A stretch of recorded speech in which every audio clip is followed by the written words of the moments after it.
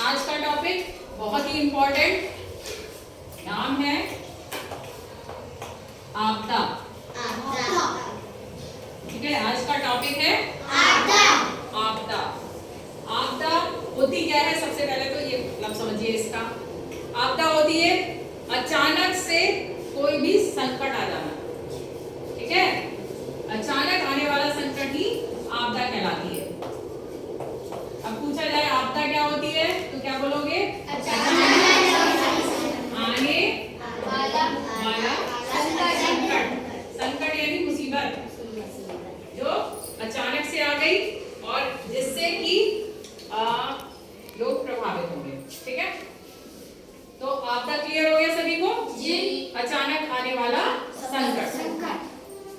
अब आपदाओं के अगर प्रकार की बात करें, प्रकार यानी कि आपदाएं कितनी प्रकार की होती है? तो ये होती है दो प्रकार की। कितने प्रकार की? आपदाएं दो प्रकार की होती हैं। पहली होती है प्राकृतिक आपदाएं। प्राकृतिक आपदाएं।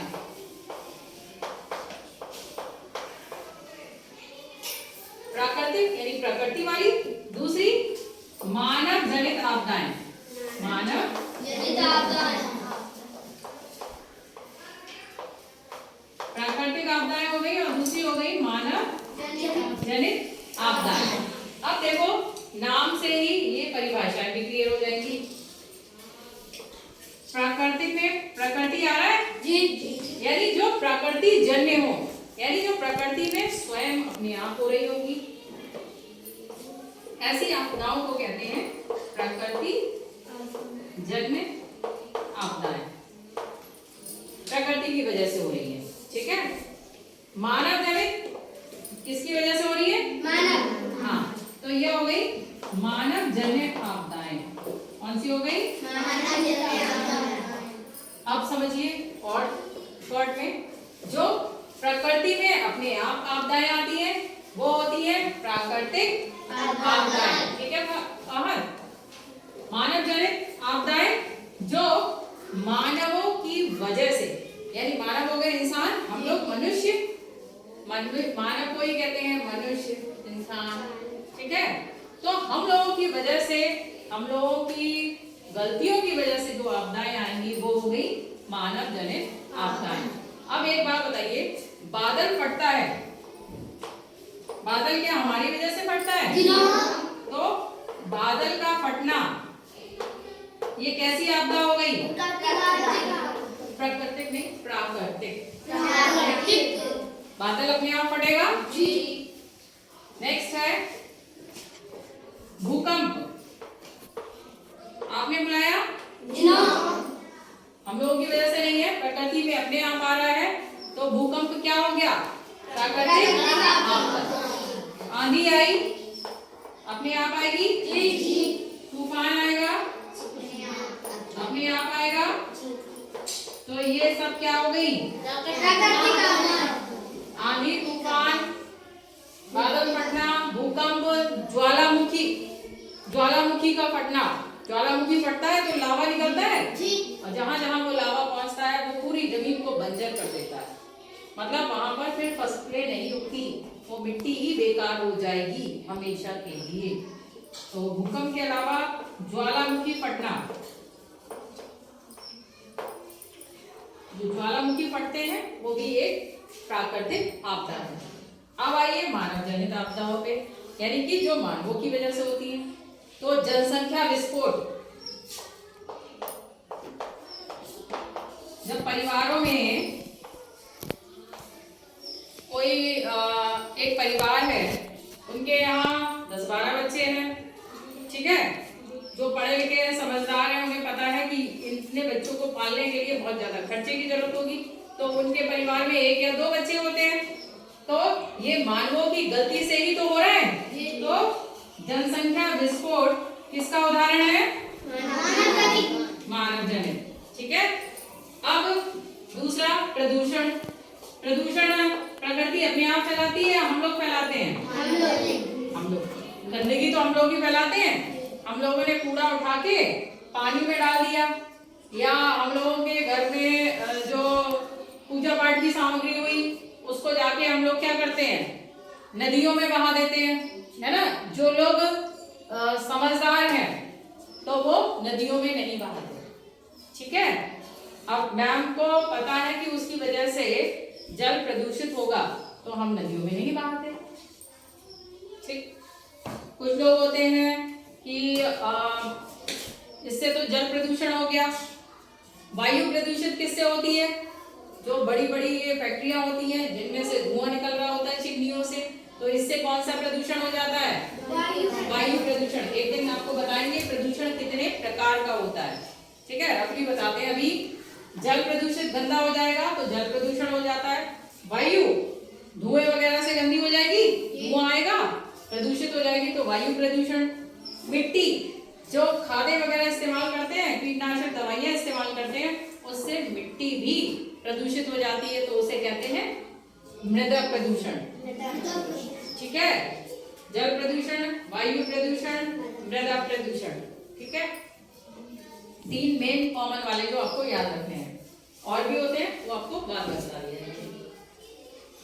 ध्वनि प्रदूषण भी होता है। ध्वनि, जो इसी को हम बोलते हैं कि जो आप बोल रहे हो वो हल्के बोलिए, चिल्ला के बोलते हैं ना कुछ बच्चे। जैसे सुबह सुबह राज को हमने बोला, है ना राज, कितनी तेज बोल रहे थे, आपकी आवाज यहाँ ऑफिस में, उस क्लासरूम में और ग्राउंड में भी जा रही है, तो बहुत तेज शोर शराबा होता है। जैसे गाड़ियां आती हैं, गाड़ियों का बहुत ज्यादा, चौराहे पे देखे होंगे हॉर्न बजाते रहते हैं लोग, रुके हैं तो ये नहीं है आगे निकलने से, तब तक हॉर्न बजाते रहेंगे, तो इससे क्या होता है, ध्वनि प्रदूषण, ठीक है। आपके सारे प्रदूषण यहीं पे हमने ले लिए। जल प्रदूषण हो गया, वायु प्रदूषण हो गया, मृदा प्रदूषण यानी मिट्टी का प्रदूषण, और ध्वनि प्रदूषण, ठीक। आपके लेवल के जितने हैं वो यही है, क्लियर। तो जनसंख्या, विस्फोट और प्रदूषण, ये किसमें आ गए, मानव जनित। एक्सीडेंट होना, ये भी मानव जनित है। एक्सीडेंट हो गया, 2 की बाइक टकरा गई या गाड़ी और बाइक टकरा गई, किसी का एक्सीडेंट होना, तो ये भी कैसा है, मानव जनित, ठीक है। घर में आग लगना कैसा है,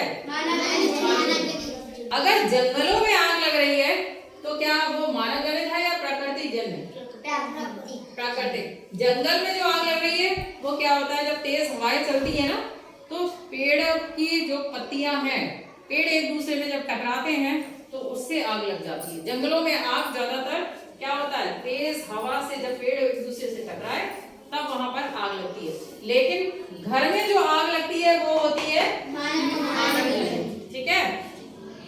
सिलेंडर खाली ऐसे ही ऑन छोड़ दिया, कभी कभी ऐसा होता है गैस ऑन रह गई, हाँ, और उसके बाद कोई पहुंचा, उसने लाइटर से गैस जलाने किया, तो क्या होगा, कुएं में जब गैस फैली होगी तो आग लग जाएगी, तो वो किसमें आ गई, मानव जनित आपदा में। एक्सीडेंट किसमें आए, मानव जनित आपदा, ठीक। आंधी तूफान, बादल फटना, भूकंप आना, ज्वालामुखी फटना, ये सब किसमें आ रहे हैं, प्राकृतिक आपदा में। और मानव जनित आपदाओं में 2 सबसे बड़ी आपदाएं आजकल जो बनी हुई है, एक तो जनसंख्या विस्फोट। जनसंख्या वृद्धि इतनी ज्यादा हो गई है अपने यहाँ कि भारत विश्व में, भारत का पहला स्थान हो गया जनसंख्या के मामले में, यानी सबसे ज्यादा लोग कहाँ पर हैं, भारत में। और जब लोग बढ़ते जाएंगे तो रहने की जगह कम पड़ेगी, पेड़ों को कटाई होगी, तो धीरे धीरे क्या होगा, ऑक्सीजन कमी होगी, और धीरे धीरे धीरे धीरे पहले तो बीमारियां बढ़ेंगी और ऐसे ही लोग मरने शुरू हो जाएंगे। फिर जब बहुत ज्यादा ये दिक्कतें हो जाएंगी, बहुत ज्यादा जनसंख्या बढ़ने से। इसीलिए लोगों को जनसंख्या दिवस मनाकर उस दिन जागरूक किया जाता है। कब, 11 जुलाई को विश्व जनसंख्या दिवस मनाया जाता है, विश्व स्तर पर। ये नहीं अपने देश में ही, पूरे विश्व में विश्व जनसंख्या दिवस मनाया जाता है। और उस दिन लोगों को जागरूक किया जाता है कि जनसंख्या बढ़ने से उसके क्या दुष्परिणाम हो रहे हैं। देखो, जब अगर लोग ज्यादा बढ़ेंगे, ठीक है, तो क्या होगा, उनको रहने के लिए जगह चाहिए, जगह चाहिए तो क्या होगा, खेती वाली जगह पे या जहाँ पेड़ पौधे उन्हें काट के लोग घर बनाएंगे, तो पेड़ पौधों की कमी हो गई, खेती करने की जगह नहीं रहेगी। दूसरा, अगर इसी क्लास में हम अभी आप लोग इतने बैठे हो, यहाँ पे 200 बच्चे और भर दें, ठीक है, और कहें आपको 200 बच्चों को 2 दिन यहीं पर ही रहना है, तो क्या होगा? यहाँ पर गंदगी भी उतनी ज्यादा फैल जाएगी ना, तो क्या होगा? प्रदूषण भी बढ़ जाएगा। दूसरा, जितने ज्यादा जहाँ जिस देश की जनसंख्या होती है तो वहां पर बेरोजगारी, यानी कि उन लोगों को नौकरियां भी नहीं मिलती हैं। भाई कहीं पर काम होना है, मान लो वहां पे 10 लोगों की जरूरत है, ठीक है, एक जगह की जनसंख्या कम है, वहां एक जगह पे 9 लोग ही हैं, और एक जगह की जनसंख्या है जो जहां 200 लोग हैं, तो 200 लोगों को नौकरी मिल पाएगी? तो वहां क्या हो जाएगी? बेरोजगारी उत्पन्न हो जाएगी, ठीक है, क्या हो जाएगी? बेरोजगारी उत्पन्न हो जाएगी। तो कुल मिला के आपदाएं जो समझानी थी, आपदा का मतलब क्या होता है? अचानक आने वाला संकट। और आपदाएं कितने प्रकार की होती है? 2। पहली आपदा प्राकृतिक आपदाएं, दूसरी प्राकृतिक आपदाएं जो प्रकृति में स्वयं आएंगी, अपने आप आएंगी, ठीक है, प्रकृति की वजह से होती है। मानव जनित मानव की वजह से होती है। प्रकृति जनित या प्राकृतिक आपदाओं के उदाहरण दो।